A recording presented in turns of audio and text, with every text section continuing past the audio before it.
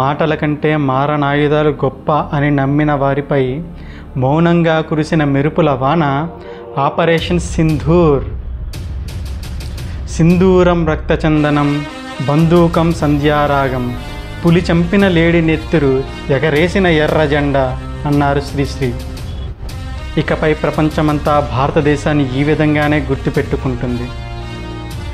భారతదేశం ఒక శాంతి కాముక దేశమే కావచ్చు, కానీ భారతదేశంలో ఉగ్రదాడి వల్ల ఏ భారతీయుడు ప్రాణాలు పోయినా కూడా భారతదేశం 100కు 100% ఖచ్చితంగా ప్రతీకారం తీర్చుకొని తీరుతుంది అని 2025 ఏప్రిల్ నెలలో చైనా ప్రేరేపిత పాకిస్తాన్ ప్రేరేపిత ఉగ్రవాదులు భారతదేశంలోని కశ్మీర్లోని పహల్గామ్ అనే ప్రాంతంలో కొంతమంది అమాయక భారతీయులపై దాడి చేసి వారి ప్రాణాలు తీశారు. కొంతమంది భారతీయ మహిళల నుదిటిపై సింధూరాన్ని చెరిపివేశారు.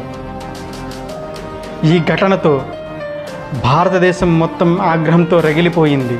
ఆ ఆగ్రహాన్ని చర్యలుగా మారుస్తూ భారత రక్షణ వ్యవస్థ 2025 మే 7 ఉదయం పాకిస్తాన్ మరియు పాక్ ఆక్రమిత కాశ్మీర్పై 9 స్థావరాలపై దాడి చేసింది.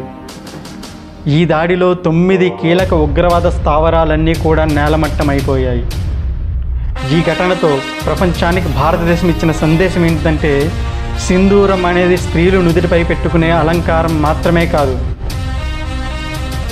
వీరులు సమరానికి వెళ్ళేటప్పుడు నుదిటిపై తీర్చిదిద్దుకునే యుద్ధ తిలకం అని కూడా.